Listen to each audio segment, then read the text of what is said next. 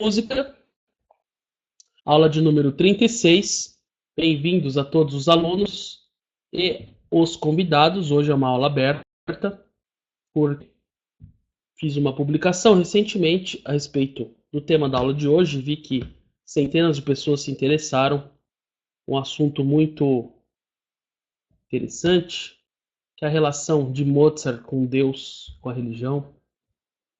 E eu vi que o interesse, além de ser muito grande, somado à questão de um tema também muito relevante para a compreensão da história da música, da arte e da relação fundamental que existe entre a arte e a teologia, é um assunto muito pouco abordado hoje em dia, haja vista que os departamentos de universidades federais, estaduais ou mesmo particulares que trabalham com temas relacionados às artes são de uma linha dominantemente materialista, quando não positivista ou mesmo marxista, né? Então, são linhas que desprezam a influência direta que existe do espírito humano nas realidades artísticas, por exemplo, nas realidades espirituais que constituem uma espécie de background da atividade artística. Uma vez que não existe, é impossível que haja uma atividade artística sem um background espiritual.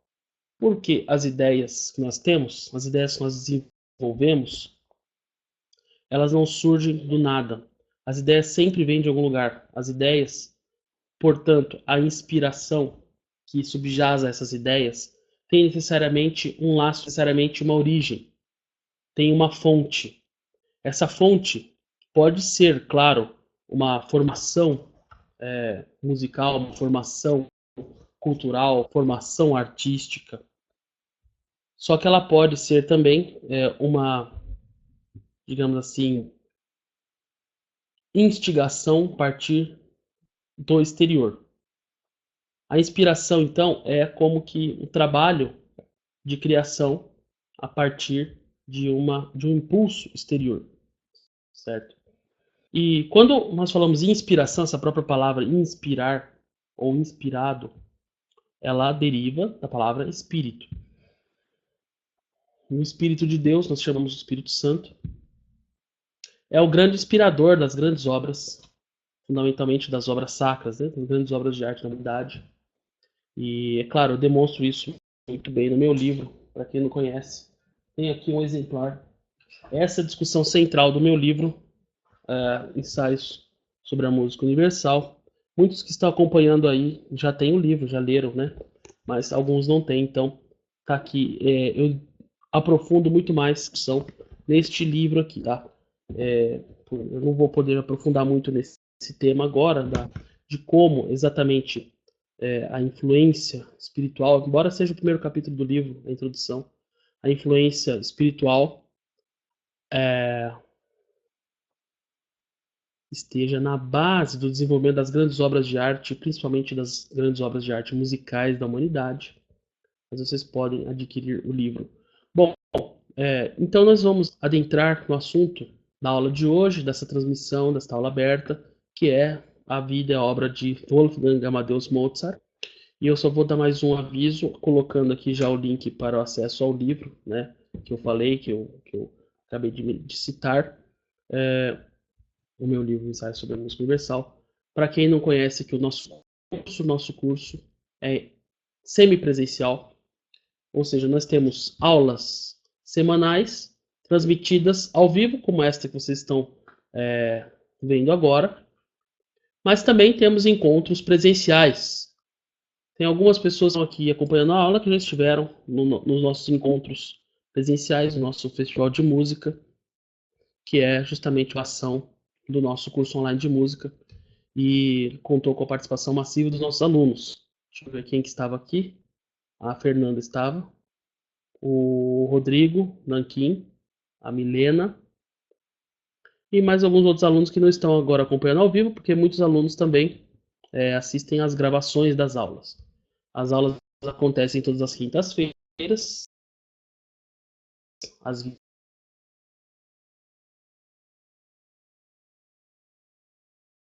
20h30, com gravadas. Então, vocês têm aí mais ou menos uma noção de como nós trabalhamos.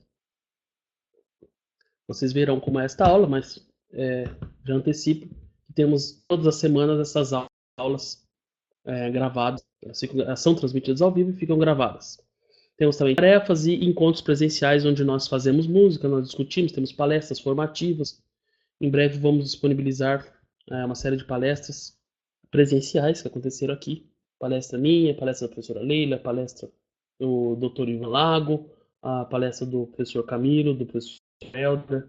Também são eventos presenciais, ou seja, que acontecem no espaço físico, onde todos vão e têm contato com o aprendizado, com os nossos conteúdos de ensino do seminário de música, de uma maneira presencial.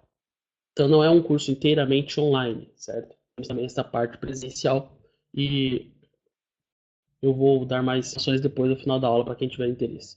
Mas agora vamos entrar no assunto propriamente dito, que é Wolfgang Amadeus Mozart.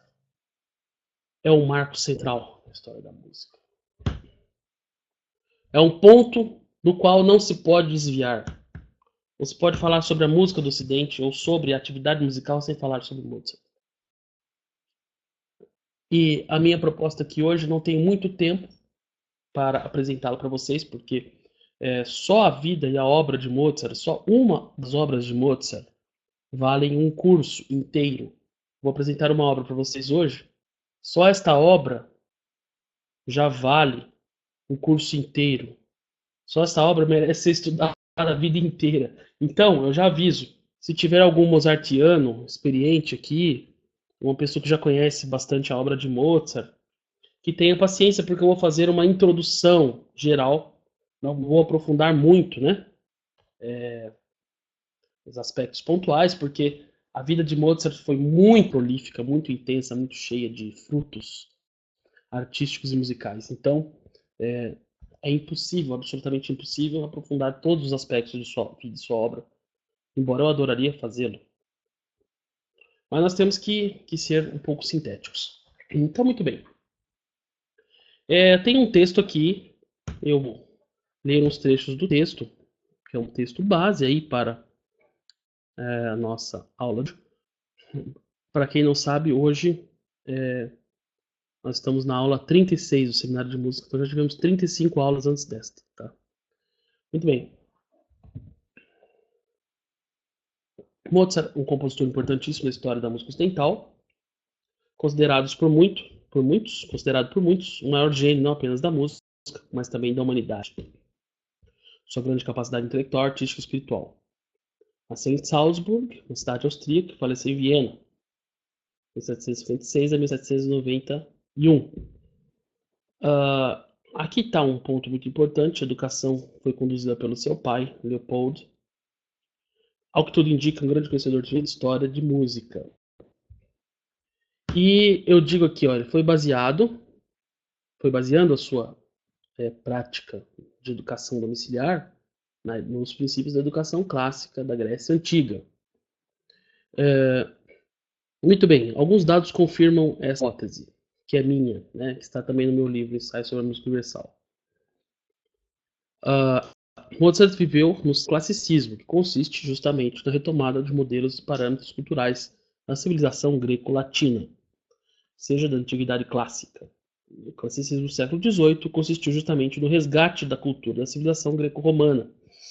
Então não é estranho que Mozart tenha tido sua educação baseada nesses preceitos, pois para os gregos a educação se inicia com um trabalho em cima de aspectos motores, psicomotores, psicossociais. A educação da sensibilidade que nós falamos hoje era a base da educação grega, né? Para quem não sabe, os estudos preliminares na educação escolar grega envolviam a música, poesia e ginástica, porque trabalhava todo esse elemento psicomotor, todo esse elemento cognitivo, todo esse elemento de coordenação motora antes de serem apresentados os estudos superiores, que na época, né, eram aqueles estudos que nós chamamos de trivium. Aliás, né, durante a Idade Média foram chamados de trivium, o estudo da lógica, da retórica, da dialética, as ciências do discurso. Mas para você aprender a ciência do discurso, que envolve inclusive a filosofia, a política, o direito. Você precisava aprender música para você ter o discernimento cognitivo, a capacidade de ordenar o seu raciocínio linguístico de uma maneira absolutamente precisa, porque a música possibilita uma ordenação da alma, certo? Então, a música é a educação da alma. Sabendo disso, o pai de Mozart, então, baseou a sua educação nesses princípios. Existe um tratado, a Versuch einer gründlichen Violinschule, traduzindo para português, tratado acerca da correta maneira de se tocar violino, e é muito importante para quem estuda violino, instrumento de arco até hoje. Então, o pai de Mozart era um profundo conhecedor da história da música. Assim como também teve uma profunda influência no desenvolvimento da música da sua época. Não era um curioso, nem um bonachão, e eu já vou advertir vocês que o filme de Hollywood sobre Mozart tem uma série de distorções, né?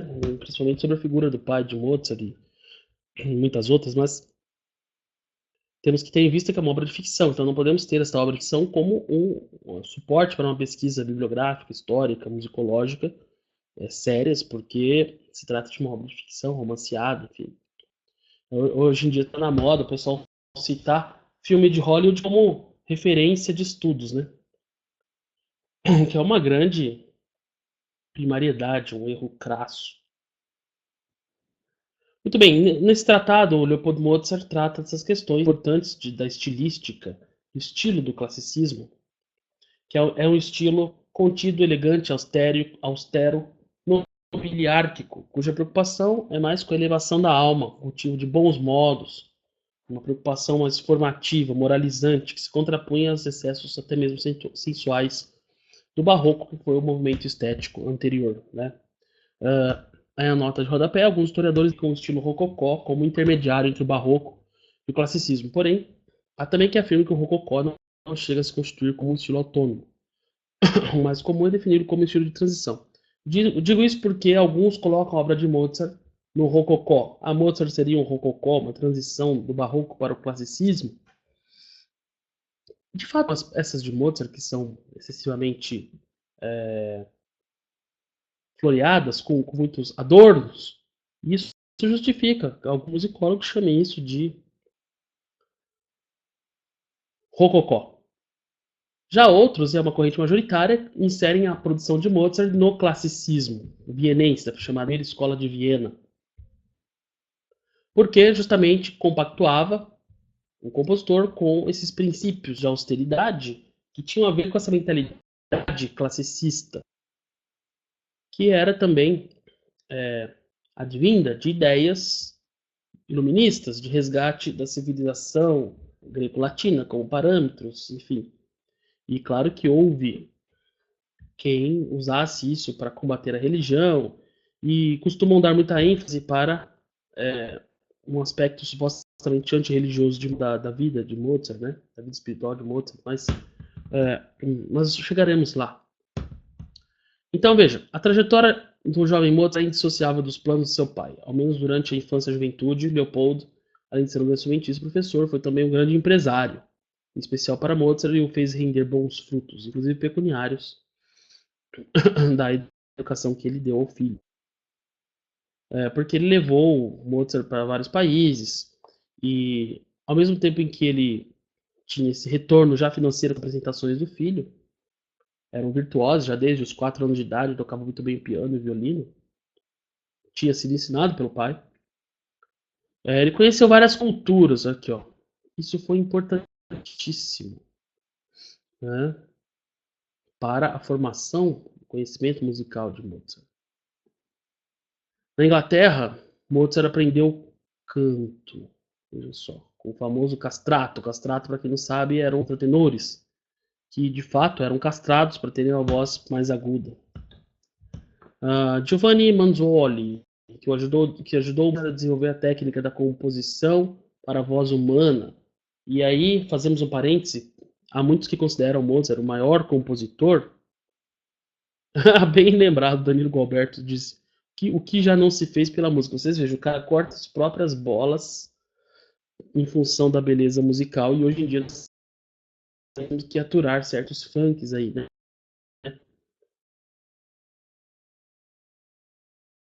Desenvolveu as máximas potencialidades. Nós precisamos fazer uma ressalva de que Mozart é considerado por muitos o maior compositor vocal de todos os tempos, o que eu concordo. Eu não acho que há outro compositor que tenha composto melhor para a voz humana do que ele. E por isso que eu estou apresentando Mozart como o compositor que mais se aproximou de Deus, porque dentre outras questões que se levantam em termos de teologia e música, é que a voz humana é o instrumento musical que mais nos aproxima de Deus, por razões óbvias, somos criações de Deus. Então, é óbvio que o melhor instrumento para louvar a Deus é a nossa voz, porque nós temos mais proximidade com Deus em relação a Deus do que, por exemplo, a árvore, da qual se faz se extrai a madeira para se fazer uma flauta, um oboé, um instrumento de madeira, enfim, os instrumentos de madeira são lindíssimos, mas não se aproximam à beleza da voz humana. O Mozart então aprendeu com este britânico a compor para a banda de uma maneira magistral, né? Como eu disse aqui, foi levado a extremos de genialidade em suas óperas da vida adulta e em seus oratórios, música sacra. Em outra viagem à Itália, Mozart conheceu o padre Martini, com quem estudou contraponto, a parte cerebral, a parte estrutural da composição musical. Na cidade de Bolonha, também conheceu livros e tratados existentes na Áustria, sua terra natal. Essas viagens ajudaram então a formar as capacidades intelectuais do jovem Mozart, que era instigado por seu pai a praticar recreação ao ar livre, interação social, exercícios físicos, tudo relativo à coordenação motora, que é necessária e fundamental como pré-requisito para a aquisição das faculdades intelectuais e para o desenvolvimento cognitivo. Em simultâneo, Leopoldo tratou de possibilitar que Mozart aprendesse vários idiomas, né, francês, latim, italiano. Também tinha um professor particular de aritmética e Mozart um pensamento muito matemático. Ele divide as suas composições em quadraturas, em grupos de 4, 8, 16 compassos. E por isso que ele compunha tão rapidamente.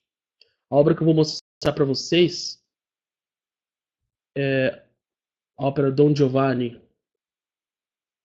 A abertura é monumental e Mozart compôs essa abertura de uma ópera imensa, uma abertura imensa, em uma noite, tá? Em uma noite. Como é que ele conseguia isso? Conseguia isso porque ele tinha conhecimento, todos esses conhecimentos que vocês estão vendo aí. Uma forte prática musical, conhecimento de idiomas, o que também gerou nele uma extraordinária capacidade literária de imaginação. Ele desenvolveu a imaginação, trabalhou o imaginário. Então, quando ele vai compor óperas, e as óperas são a junção de música, texto, drama, ação, cenário, figurino e uma narrativa, ele já tem todo um preparo literário porque ele aprendeu a ler, escrever, ler romances, assistir peças de teatro em vários idiomas. Foi instigado a isso de criança. Né? Ele chegou a escrever peças teatrais, cômicas, escrevia poesia. Destacou-se mais no gênero epistolar, ou seja, na escrita de cartas. Né? Então, Mozart, o gênio da música, tinha também aí, ó, talento literário, que contribuiu certamente para elevar ainda mais seu domínio da matéria musical. Porque quando ele foi compor as óperas, então ele já tinha aquele imaginário todo trabalhado, ele conseguia musicar toda a história, todo o enredo, toda a narrativa, tinha aquela visão geral que só um literato com muito preparo possui, certo? Vamos lá. Existem muitas lendas a respeito do grande talento musical de Mozart, que era realmente extraordinário, né? Aqui uma anedota, conta-se que ele assistiu uma ópera quando tinha 10 anos de idade, chegou em casa e escreveu uma partitura musical inteira, da ópera inteira. Isso eu não duvido que seja verdade, porque, como eu disse, ele tinha muito conhecimento musical, literário e aritmético, matemático. A matemática é uma espécie de linguagem cifrada, nós percebemos certas regularidades que há na natureza, né? por exemplo, o que são números primos? Números indivisíveis, que são divisíveis apenas por eles mesmos, né? Por eles mesmos enfim, tem umas certas regularidades que definem os números primos. Então, a matemática é essa linguagem do cosmos, que nos permite identificar certos princípios básicos elementares da constituição da realidade. Uma pessoa que tem um conhecimento, uma formação matemática muito grande, ela tem a capacidade de identificar, de criar e de organizar a realidade muito intensa. Veja, por exemplo, os engenheiros que têm a capacidade de construir obras de construção civil, como, por exemplo, uma barragem, uma represa, uma eclusa que envolve milhares de máquinas, materiais, explosivos, desvio de rio, e tudo isso tendo como base cálculos, matemática. Matemática permite o comércio, por exemplo, comércio, administração de empresas, economia, tudo é baseado no quê? Na quantificação e em princípios matemáticos. Então a matemática serve para organizar. Dessa forma, a música também se utiliza da matemática para organizar a forma do som. O som em si já contém proporções matemáticas, né? Se fala, digamos assim. Na própria frequência musical existe um condensado um condensamento de proporções numéricas que fazem, inclusive, o som ter as suas particularidades auditivas. Mas existe também essa questão da organização do material sonoro, que, de certa forma, sempre é matemático, certo? Porque a forma musical depende do quê? De organização, de quantificação, de ritmo, de quantidade de compassos. É impossível fugir da matemática. A matemática está em tudo, né? É como se fosse o DNA da realidade. Então, o Mozart conseguiu, através desses conhecimentos literários, matemáticos, musicais, teatrais, sociais, tinha essa imensa capacidade de traduzir e transformar tudo isso em música. Tá certo? Mozart teve contato com todas as linguagens musicais de sua época e as absorveu com grande consistência. Suas primeiras obras não apresentam grandes inovações no trato estilístico, mas já se percebe uma grande capacidade de organização do material musical, com muita maestria, né? O classicismo desenvolveu uma técnica de composição, a quadratura, que consiste na alocação dos temas musicais em 4 grupos de compasso. Mas Mozart usava isso como um trampolim para um extremo de expressividade, superando um elemento, uma organização meramente mecânica, né? Porque justamente com essas autoimposições matemáticas ele tinha um parâmetro para desenvolver ideias musicais e ideias formais muito avançadas. Tá certo? Ele colocava as limitações pré-delimitadas e a partir disso sacava a sua criatividade, né? Muito bem. Falo aqui um pouco da missa breves. Essa missa breves KV 65 é muito interessante, sugiro que vocês escutem. Tem 6 partes fixas, né? Kyrie, Glória, Credo, Sanctus, Benedictus, Agnus Dei. E aí eu falo, essa missa não poderia ter sido composta por uma pessoa que não conhecesse profundamente a teologia e o cristianismo, tá certo? Porque ela é liturgicamente perfeita. Perfeita, perfeita. Né? Agora eu estava falando sobre a exemplificação. Eu vou mostrar para vocês aqui esta obra. Vejam só. Para exemplificar tudo que eu falei até agora, vou colocar uma outra obra. Só um instante. Que é justamente a abertura da ópera Don Giovanni. Já fizemos aqui um prolegômeno sobre a formação de Mozart, né? Desde criança, ele não teve professores muito importantes a não ser Haydn era um grande compositor já em atividade, maduro, na época que Mozart começou a compor. Eles nutriam uma grande admiração pelo outro, né? E eu vou colocar aqui um exemplo, e eu vou ter que fazer alguns comentários aqui sobre a música, porque claro que eu recomendo que vocês escutem essa música depois sem eu falar no meio, né? Porque ela merece ser escutada infinitas vezes. Mas apenas para ficar essas questões que nós estamos tratando aqui e para não ficarmos muito no abstrato, né? Daqui a pouco eu vou citar um pouco também da doutrina de São Tomás de Aquino e explicar por que eu acho que Mozart era o compositor que mais se aproximou de Deus, certo? E ouvindo essa música vocês perceberão isso em duas dimensões, do tema, da inspiração musical e na dimensão propriamente musical, a forma como ele organiza o material sonoro, tá certo? Vejam só. Vamos ouvir então esta abertura com alguns comentários que eu farei. Abertura da ópera Don Giovanni.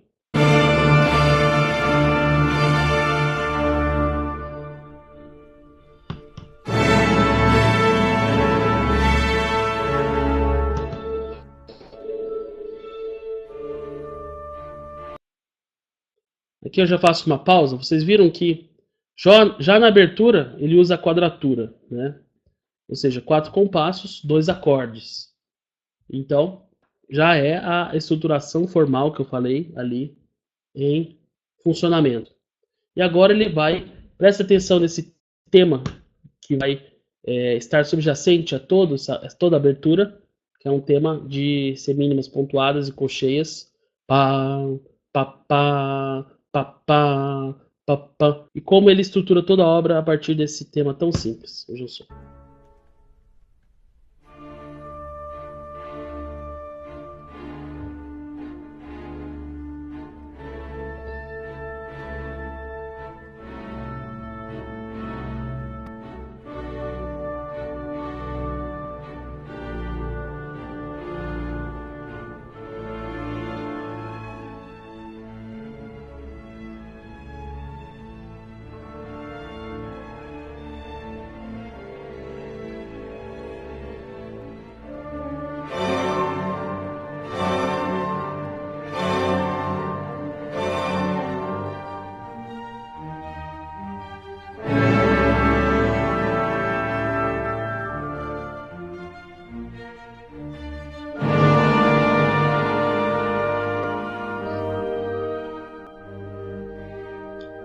Reparem as quadraturas, sempre de 4 em 4 compassos, né?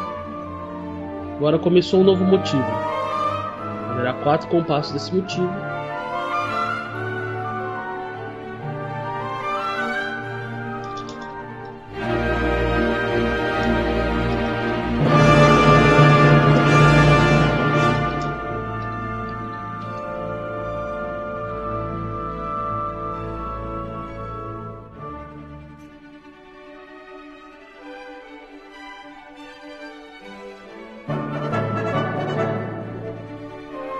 Então nós temos uma abertura dentro da abertura, né, com aqueles acordes sombrios, fechados, sinistros, a história do Don Giovanni, que vocês conhecem, Don Juan, conquistador de Elis, né? E em resumo sumário da ópera, ele vai conquistar a Dona Ana, né, jovem nobre, e mata o pai dela. E depois o pai dela aparece, um espectro, o espírito do pai dela aparece.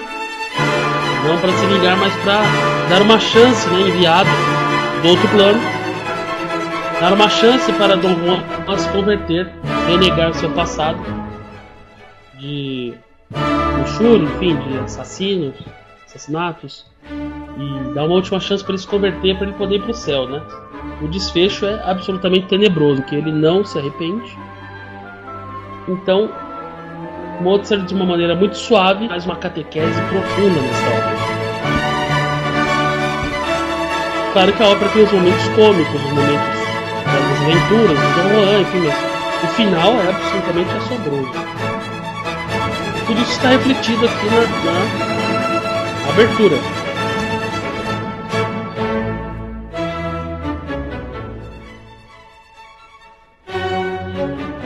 Grupos de 4 compassos novamente, quadratura. 4 em 4, as ideias musicais vão sendo desenvolvidas.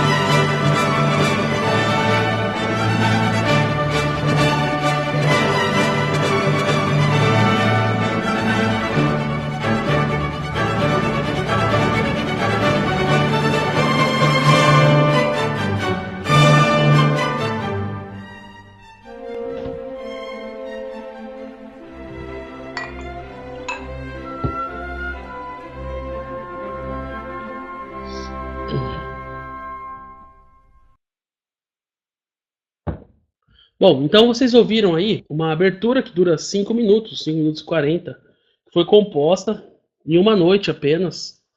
Uma pessoa normal demora meses para compor isso, né? Demoraria meses, meses.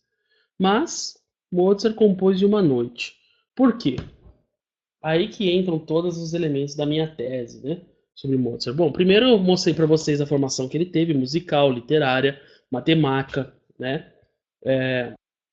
Aí entra a questão da inspiração divina também. Eu acho que sim, porque uma música que tem todos esses elementos técnicos muito bem resolvidos, muito bem delimitados, todo esse conhecimento que foi aplicado, colocado a serviço da beleza, né? Também, creio eu, foi colocado a serviço pelo Espírito Santo, por intermédio, por intercessão dele, a serviço da salvação das almas. Ora, por que Mozart, que seria um bonachão, como Hollywood tenta pintá-lo, né? Um bonachão, um farrista, um homem sensual? O homem sensual foi casado com a mesma mulher a vida inteira, Constança, né? Claro que se olhou para outras mulheres, é óbvio que ele deve ter olhado, mas foi casado com ela, apaixonado por ela a vida inteira, certo? E compôs muitas obras para ela, dedicadas a ela, teve uma boa formação religiosa com o pai era muito religioso, de fato, viveu no Império Austro-Húngaro, que foi um império profundamente cristão. Aliás, o cristianismo começou a decair no Ocidente depois que acabou o Império Austro-Húngaro, né? Dinastia dos Habsburgo foi que encerrou-se durante o período da Primeira Guerra Mundial, né? Basicamente foi o que aconteceu. Aí vieram as repúblicas e a Europa passou a ser fundamentalmente um continente laico novamente, né? Laico, anticristão, enfim, persegue os cristãos. Época da Segunda Guerra Mundial já houve uma imensa perseguição, seja pelo nazismo, pelo fascismo, pelo comunismo. Enfim, era um império cristão, então as pessoas tinham uma formação intensa. Tem várias missas que Mozart compôs para personalidades da igreja da época, né? Eu acho, exatamente, o Danilo disse, eu acho que a ofensiva anticristã tem o objetivo fazer com que as pessoas percam a sensibilidade para entender esse tipo de obra. Exato, querem pintar Mozart como um bonachão, como um fanfarrão, como, enfim, tudo que não tenha nada a ver com a igreja, né? Esse filme Amadeus é muito danoso, inclusive, porque o Salieri, que é um compositor que era excelente, aclamado, teve grande sucesso em vida, não tem nada a ver com aquela figura rancorosa que o filme mostra, né? Fica amaldiçoando a Deus, porque Deus não deu a ele o mesmo talento que deu a Mozart, tá certo? Aí por aí você vê que é uma peça de desinformação muito que Hollywood faz. Escrevi aqui neste trecho, né, que é impossível que Mozart tenha composto certos trechos desta missa em si menor, aliás, a missa em ré menor, se ele não conhecesse alguns detalhes, né, vou demonstrar para vocês aqui.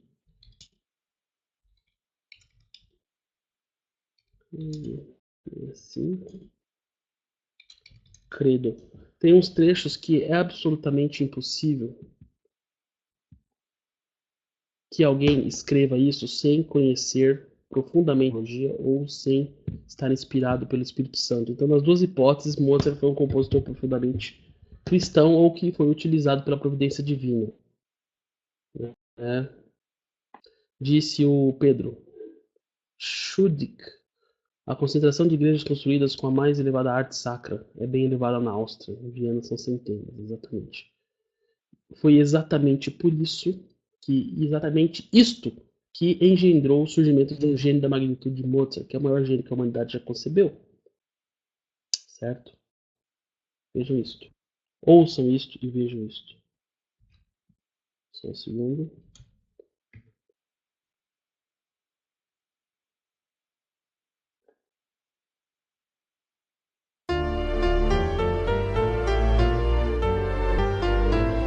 Não, não é isso. Tá.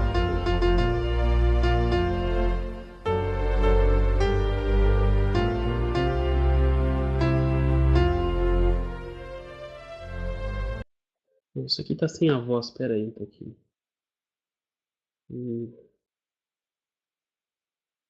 Sobre eles.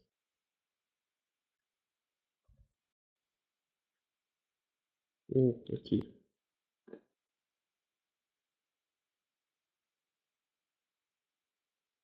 Vídeo. Eu quero uma gravação que não esteja em MIDI, pô. MIDI isso aqui. Ai, ai, ai, ai, ai, ai, ai, ai.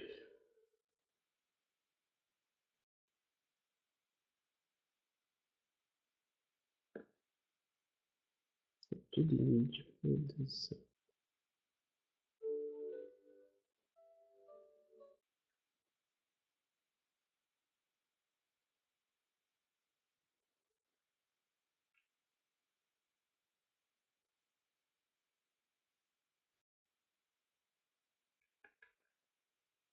Vai ter que ser em MIDI mesmo, só pra vocês terem uma ideia.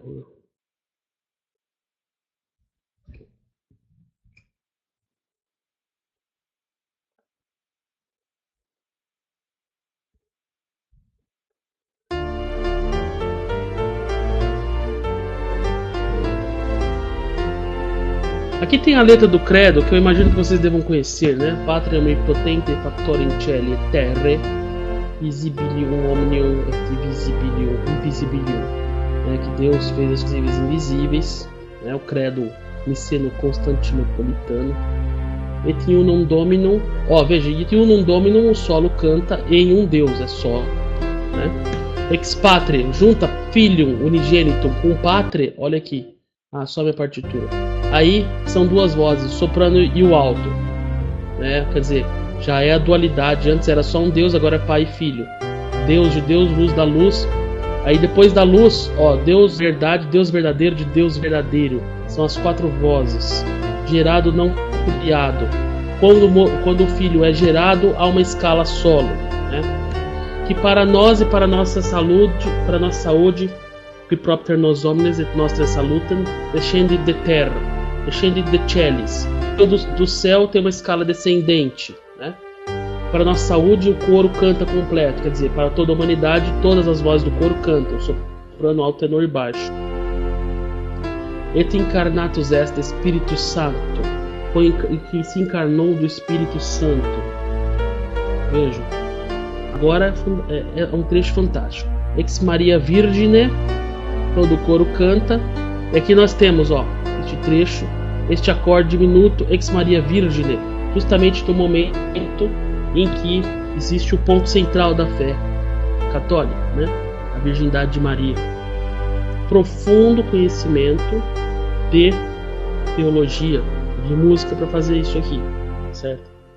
Sob Pôncio Pilato, né?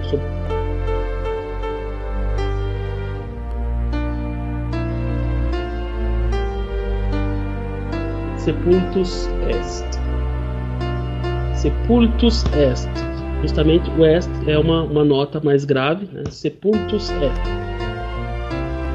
Et resurrexit, ressuscitou ao terceiro dia, uma escala ascendente, segundo Scripturas. Et ascendit in celum, ascendeu aos céus, escalas ascendentes, ou seja, as notas rumam ao céu, rumam ao agudo, né? Assentado de direito de Deus Pai, dexterum Patris.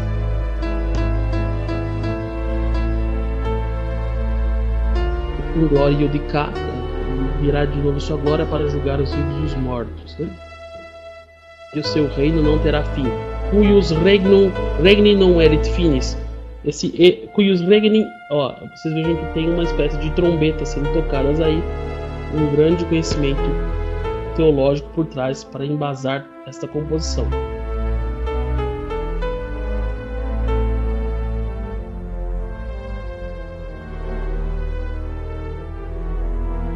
Pátria et filho, né? Pátria et filho, do pátria ao filho, o pai mandou um filho, tem uma escala descendente. Então é toda cheia desses detalhes, cada nota confirma a doutrina católica aqui.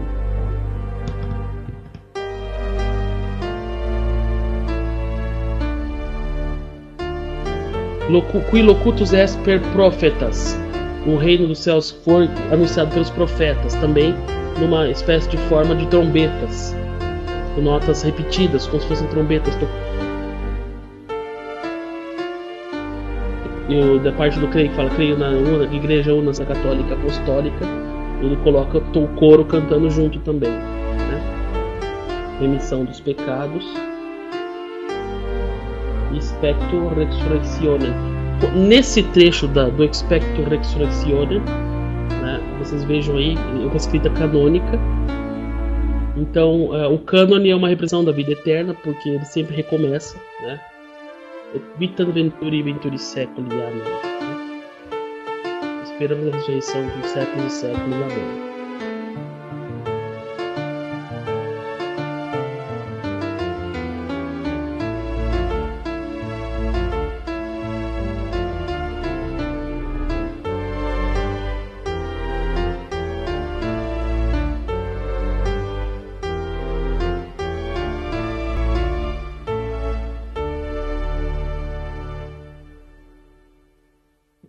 Começa em Ré menor, termina em Ré maior, uma picardia, né? Então vocês vejam, eu tentei explicar aqui meio rapidamente, né? A forma como, aliás, só a análise desse curto trecho do Credo, dessa missa breves de Mozart, daria também uma aula inteira, né? Por isso eu tentei ser um pouco sintético, mas todos vocês conhecem o Credo. Para quem não conhece, puxem aí na internet, né? O Credo Niceno-Constantinopolitano, que é aquele credo expandido, e ali Mozart usou o texto em latim, né? A língua oficial da igreja, a missa naquela época era rezada em latim, todos conheciam latim. Mozart conhecia latim muito bem e fez sua composição em cima deste texto. Porém, a composição é estruturada dentro exatamente da maneira como o credo é estruturado. Então, é liturgicamente, literariamente, musicalmente perfeito. Isso é algo que não existe outro compositor que seja tão perfeito assim. E que atinja a perfeição com tanta simplicidade. E aí entra um outro dado, né? Esse conhecimento todo que Mozart teve desde criança, essa formação, um outro dado aqui confirmado por São Tomás de Aquino, que eu vou ler para vocês aqui, o Compêndio de Teologia de São Tomás, o capítulo... Cadê? Capítulo 9 do Compêndio de Teologia de São Tomás de Aquino. Eu procurei aqui para tentar explicar por que Mozart consegue fazer isso. E vejam que interessante. Eu vou ler para vocês aqui. Vou tentar explicar e melhorar essa nossa discussão aqui. Vamos lá. Não tenho aqui. Eu vou ler aqui do livro diretamente. Tem inclusive da coleção Os Pensadores, grandes coisas, mas é o que eu tenho aqui. Vamos lá, capítulo 9. Deus é simples. Deus é simples. Do exposto segue. Peraí, antes disso aqui eu vou ler um trechinho do capítulo 8, que tem a ver, né, com o que nós vamos tratar aqui. Então, no capítulo 8, São Tomás encerra da seguinte maneira: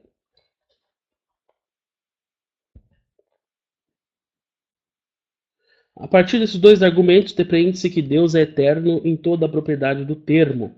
Eterno no sentido estrito da palavra, que existe sempre, e cujo ser existe totalmente e ao mesmo tempo. É o que ensina Boécio ao dizer que a eternidade consiste na posse total, simultânea e perfeita da vida sem fim. Na Consolação da Filosofia, livro 5, prosa 6.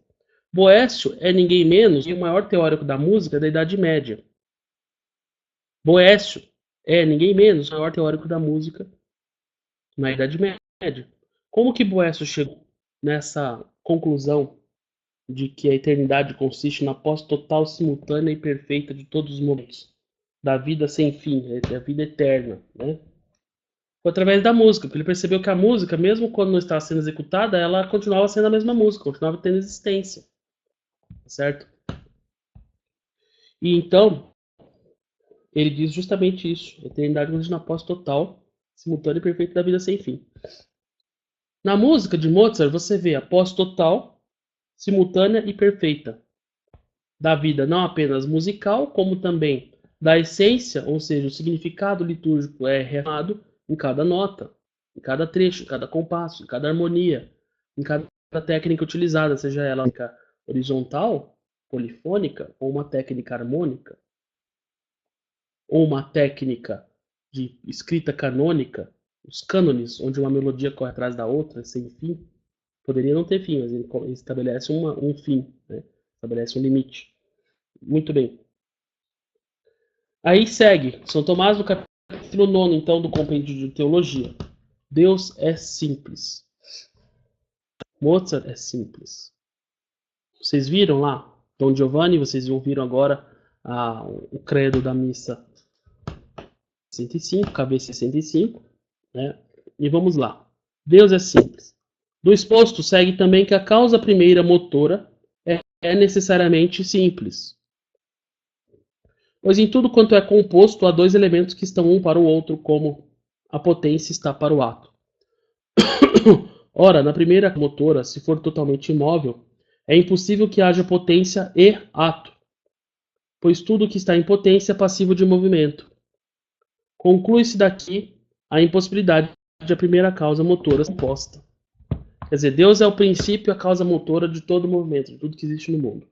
Aqui principia o movimento do mundo, certo? A prova física da existência de Deus não é nem novidade de São Tomás, já tinha sido desenvolvida por Aristóteles. Só que o que São Tomás faz? Ele, seguinte, Deus não pode ser composto nem complexo, tá certo?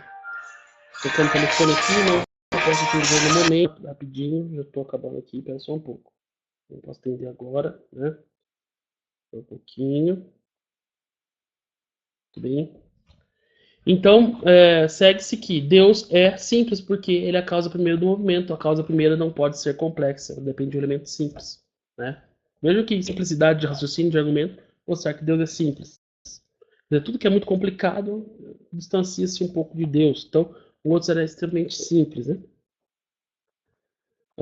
Uma vez que os elementos de um composto são necessariamente anteriores ao composto, tem que ter mais elementos. Deus é o primeiro elemento, então ele tem que ser necessariamente simples, não pode ser complexo nem composto, certo?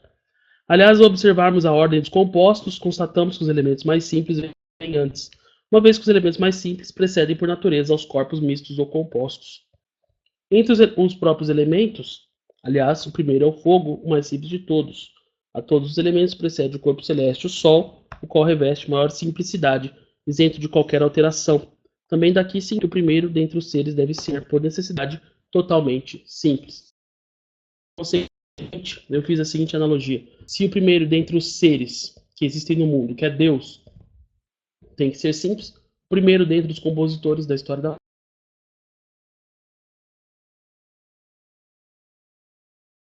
importante, central e próximo de Deus da história da música, certo?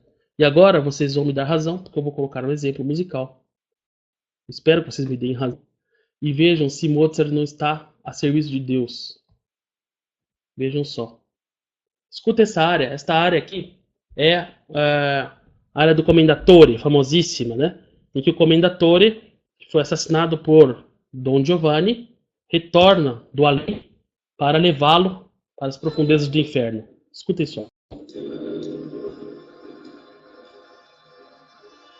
Tem a tradução, a legenda em inglês. E lembrem-se daquela abertura. Aliás, eu sugiro vocês assistirem essa aula de novo depois, são muitas informações. Don Giovanni zombou, né, da morte do comendador, falou: vou chamar ele para jantar. Aí ele chega e fala: vim jantar com você. Aquele elemento da semínima pontuada e a colcheia que estava lá na abertura, aí de novo, ó, no começo e no fim. Tá, tá, tá, tá, tá, tá, tá. Don Giovanni, o dissoluto.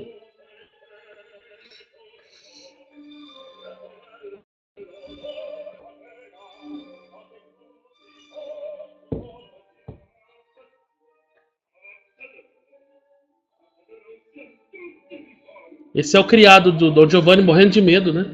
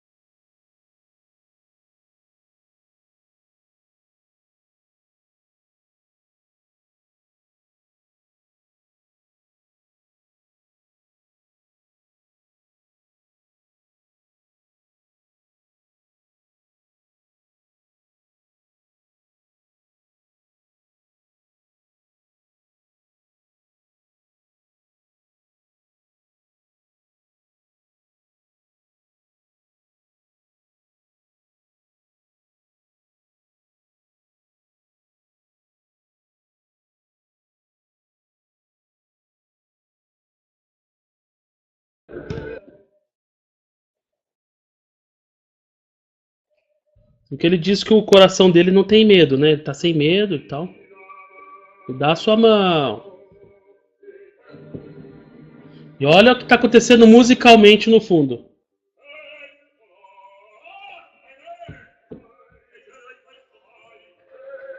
Que frio mortal. Isso lhes é familiar? Não vou me arrepender nunca, me deixe, diz Don Giovanni. Arrependa-se, vilão. Não, seu velho besta. Arrependa-se. Não.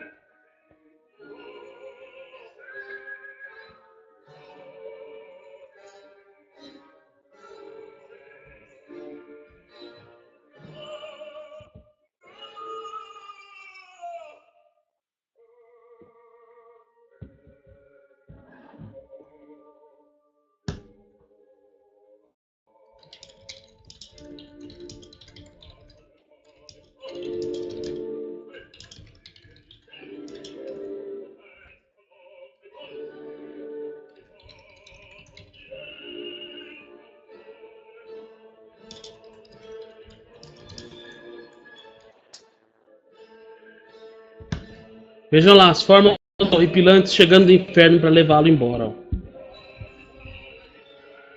Presta atenção na música, olha.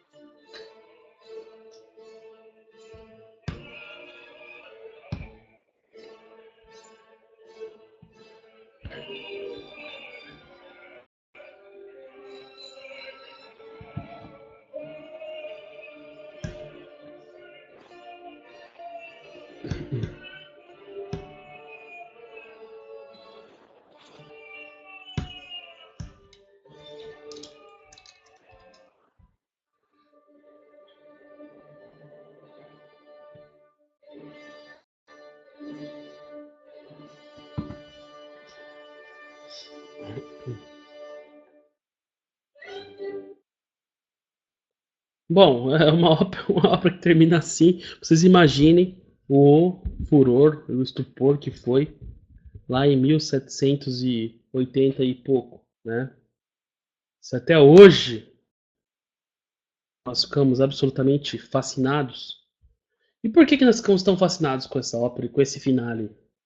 Porque essa é a realidade suprema da vida. Todos nós vamos nos deparar um dia com esse juízo final, né? E nós vamos ter que escolher. Ou nós nos arrependemos e vamos para as mãos de Deus, enfim.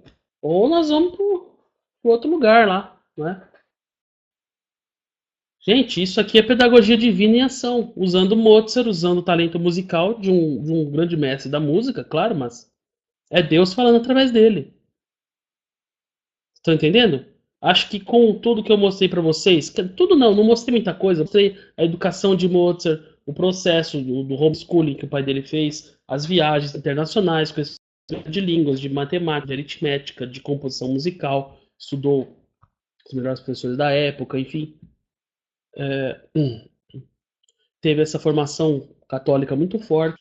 São Tomás de Aquino reforça que Deus é simples e que essa simplicidade está na origem de tudo que é composto ou complexo. Nós temos coisas extremamente complexas. No século XX mesmo, nós temos uma corrente de composição que se auto-intitula New Complexity, ou seja, uma nova complexidade, quer dizer, busca pelo complexo, pelo difícil.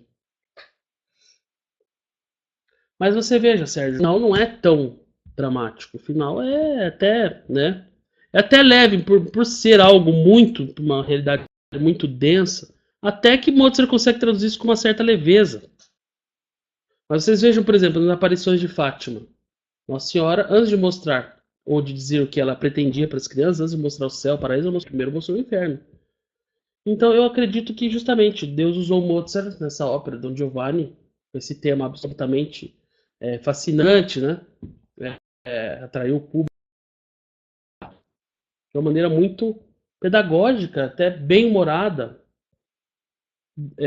dar lições sobre a moral que nós devemos adotar para que sejamos salvos.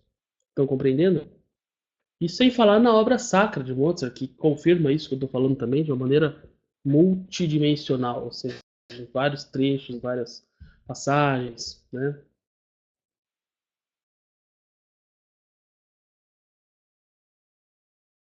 Espero que tenha ficado clara. Vou desenvolver nas próximas aulas. Teremos mais uma aula sobre esse tema ainda, se possível, essa semana. E podem escrever aí no chat as perguntas, né? Foi um prazer ter os convidados. Lembrando que nós estamos com as inscrições abertas para o nosso curso. Para quem ainda não é aluno, eu tenho aqui o link de inscrição. Para quem já é aluno, inclusive, nós vamos abrir aqui o espaço para renovação da matrícula, né? Renovação da matrícula, deixa eu colocar aqui para vocês. Agora temos uma novidade, né? Nosso site está sendo de uma maneira continuamente reformulado, então agora a renovação da matrícula é pelo site. Aqui tem o link. Então este é o link para a renovação da matrícula, certo? Quem já é aluno. E até o dia 10 de agosto nós vamos ter o prazo para a renovação da matrícula. Para quem ainda não é aluno, nós temos aqui a possibilidade de assinatura do seminário, aqui no link que eu postei agora, tá?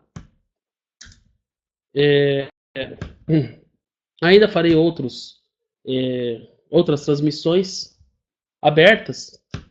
Até o dia 10 de agosto farei outras transmissões ainda, para justamente demonstrar um pouco mais do conteúdo, da metodologia de trabalho do nosso seminário de música. É um curso que realmente vai aprofundar a sua formação musical, certo? Mesmo que você seja iniciante, porque vocês viram que nós estamos uma linha de aproximação do fenômeno musical, que é multidisciplinar. É necessário que nós abordemos questões linguísticas, questões filosóficas, questões teológicas, para que nós tenhamos uma capacidade de apreensão do repertório muito mais ótima, quer dizer, mais proveitosa, do que se nós apenas estudássemos elementos musicais. É claro que estudando elementos musicais nós vamos aprender muita coisa, porém não teremos essa visão global. Então o nosso curso foi pensado justamente para dar essa visão global. Nós temos aqui pessoas que não estão inscritas, temos alunos, eu tenho outros cursos também, alunos de outros cursos, Terça Livre, enfim. Temos alunos aqui do seminário, mas este curso aqui é justamente para nós desenvolvermos uma nova elite musical, digamos assim, seja de músicos, instrumentistas, mas também cantores, regentes, como compositores, mas também de apreciadores, tá certo? Justamente, nós estamos aí com as matrículas abertas até o dia 10 de agosto. Ainda teremos outras transmissões para você conhecer mais um pouco do nosso trabalho, da nossa metodologia. E no frigir dos ovos, o custo nosso é muito baixo. Você vai pagar uma mensalidade aqui que é menor do que uma academia de bairro, né? Academia de bairro hoje é mais cara do que a mensalidade do nosso curso. Nós temos que cobrar porque nós temos os custos, nós temos, enfim, nosso sistema aqui, esse sistema que vocês estão acessando é pago, é lá da Bielorrússia. Enfim, temos todos os custos com internet, com hospedagem de site, com webmaster, tudo isso acaba pesando um pouco, então a gente tem que cobrar uma mensalidadezinha, mas é um valor módico e praticamente simbólico, tá certo? Tem mais alguma pergunta aí? Vamos ver. Rodrigo pergunta se algum outro filme mais fiel à história de Mozart. Tem sim, no YouTube tem um filme, não lembro, acho que é. Não sei se é Mozart ou se é Salzburg. Mas no YouTube tem, procura no YouTube que filme mais fiel, sim. Muito melhor do que esse Amadeus. O Amadeus é muito romanceado, né? Enfim, a versão de Hollywood para ampliar público. E eu creio que uma versão de desinformação. Porque Mozart é, como eu disse, o maior compositor da história. Tá certo? E o que mais se aproximou de Deus. Então vamos desmoralizar esse cara, porque esse cara pode trazer muita gente pro cristianismo, não vai ser legal e tal, né? Trazer muita gente para sensatez, para luz, para razão. Enfim.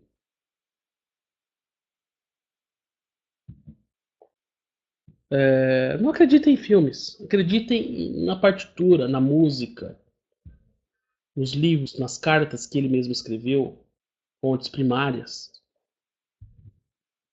Esse meu curso, esse novo curso aqui, eu vou abordar, eu vou tratar muito de música.